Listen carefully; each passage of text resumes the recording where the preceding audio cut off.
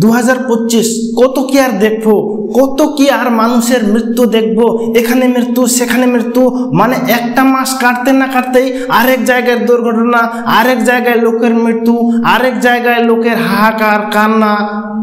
মানে কত 2025-এ কত দেখবো, মাসে মাসে, মানে ভাবতে পারছেন আপনারা, ইতিমধ্যে 6 মাসে 8খানা দুর্ঘটনার মতো হয়ে গেছে, এবং কি সেখানে সেই দুর্ঘটনাতে প্রবলভাবে অনেক মানুষের মৃত্যু হয়েছে, অনেক মানুষ কেঁদেছে, অনেক মানুষের প্রাণ হারিয়েছে।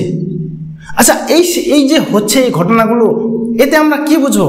আমাদের সিস্টেমের দোষ নাকি আমাদের ভাগ্যের দোষ?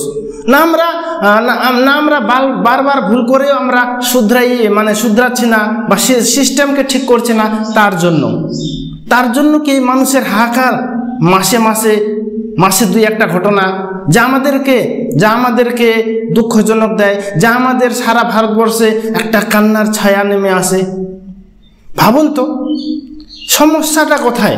আমাদের ভাগ্যের সমস্যা, না সিস্টেমের সমস্যা, না এরকম আস্তে আস্তে যাবে, না সময়ের সমস্যা, মানে সময় বলতে কলিযুগ যে চলতেছে বলছে, না সেটার জন্য, না মানুষের পাপ এত বেশি হয়ে গেছে যে মানুষকে এখন মৃত্যুর মুখের দিকে চলে যাচ্ছে?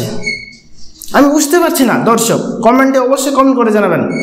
আমি একটু সিম্পল বলছি, এই যে আপনাদের আহমেদাবাদে ঘটলো, কুম্ভ মেলাতে ঘটলো, পেহেলগ্রামে ঘটলো, বালুরঘাট সেই ক্রিকেট স্টেডিয়ামে ঘটলো, মুম্বাই লোকাল ট্রেনে ঘটলো, আবার পুনেতে ঘটলো, মানে কি বলবো, মানে একটা রেস কাটতে না কাটতেই আরেকটা ঘটনা ঘটে যাচ্ছে, এবং কি সেখানে আবার 40, 50, 100, 150 জন মানুষ মারা যাচ্ছে। চারিদিকে কান্না, কেউ বাবা হারাচ্ছে, কেউ বাপ পুত্রকে হারাচ্ছে, কেউ মেয়ে মাকে হারাচ্ছে, কেউ মা তার সন্তানকে হারাচ্ছে। মানে কান্না, দুঃখ, যন্ত্রণা এগুলো মানে মানুষের সঙ্গী হয়ে যাচ্ছে, এবং কি মানুষ ট্রেনে উঠতে পা কাঁপছে, ফ্লাইটে উঠছে পা কাঁপছে, হেলিকপ্টারে উঠছে পা কাঁপছে। মানে এমন আবহাওয়াটা এখন তৈরি হয়ে গেছে যে যেখানে কোনো কোথাও গেলেই কেমন যেন একটা দুর্ঘটনার ভয়। মানুষ কোথাও সেফ নেই, মানুষকে কোথাও আমরা সেফ দেখতে পাচ্ছি না, না ট্রেনে, না ফ্লাইটে, না হেলিকপ্টারে, না স্টেডিয়ামে, কোথাও না। আমি হালকা করে এই ঘটনাগুলো বলছি ডিটেলসে, হালকা করে। ঘটনাটা 8টার মতো ঘটেছে এই 6 মাসের মধ্যে, 8টা ঘটনা, এবং কি 8 জায়গায় মানুষের মৃত্যু, 8 জায়গায় মানুষের কান্না। তো প্রথমে চলে যাচ্ছে কুম্ভ মেলা। আপনাদের মনে পড়ছে সেই কুম্ভ মেলা, চারিদিকে লোকে হাহাকার,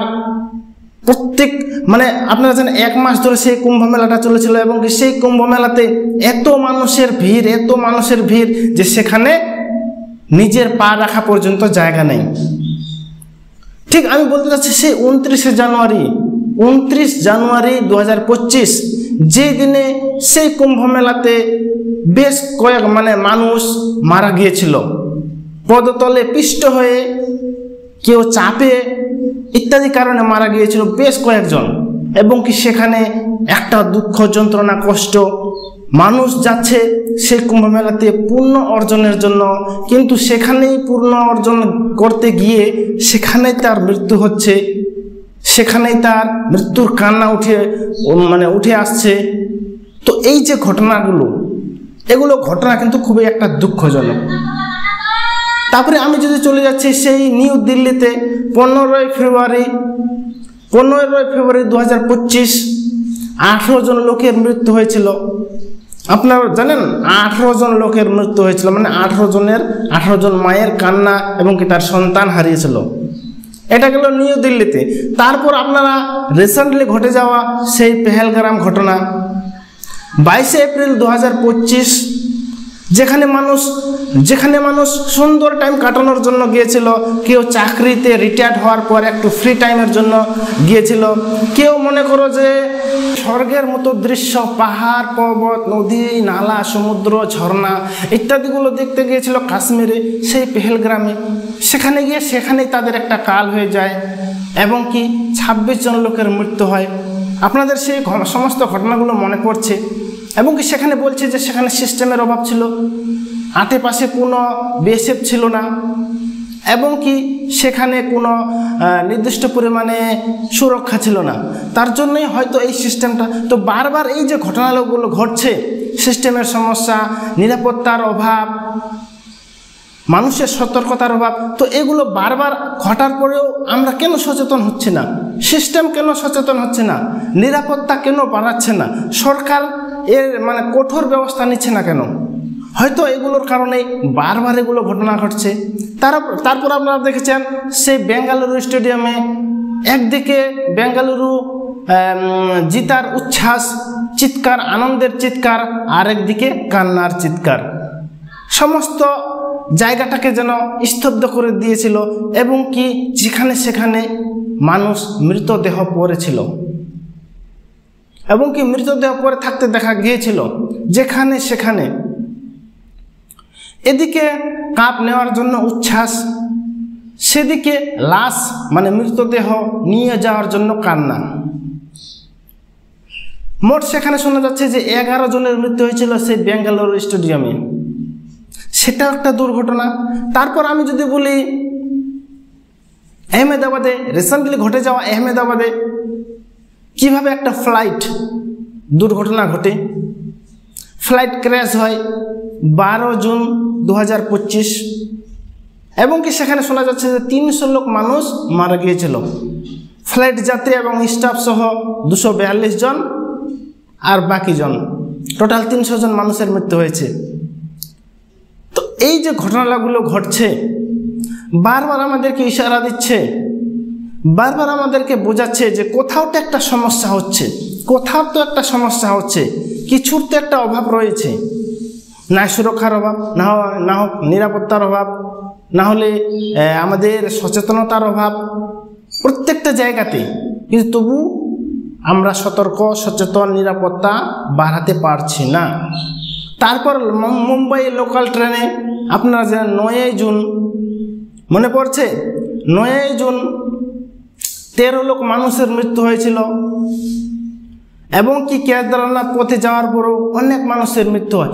এই যে ঘটনাগুলো আমাদেরকে ভাবায় এবং কি মনে দুঃখ দেয়, এবং কি আমাদের মনে হয় যে বাস আর কতদিন আমরা মৃত্যু দেখব, আমরা আর কতদিন মায়ের কান্না দেখব, সন্তানহারা বাবার কান্না দেখব।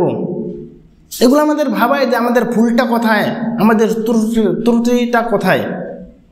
সেই আহমেদাবাদ কুম্ভমেলা, পেহেলগ্রামে সেই কুম্ভমেলাতে যাওয়ার সময় ট্রেনে, নিউ দিল্লি ট্রেনে 15 ফেব্রুয়ারি এত ভিড় ট্রেনে ওঠার জন্য যে সেখানেও প্রতিষ্ঠিত হয়ে মারা যায় 18 জন লোক।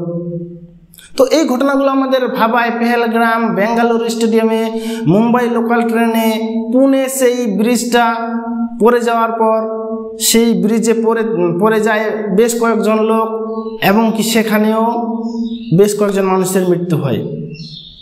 ফলে এগুলো আমাদেরকে ভাবায়, এবং কি ভাবায় মনে হচ্ছে যে আর কতদিন চলবে, আর কতদিন দেখব না। এই যে দুর্ঘটনাগুলো ঘটছে, এগুলো কি কমানো যাবে না? এগুলো কি দমন করা যাবে না? না এগুলো আস্তে আস্তে বাড়তেই থাকবে।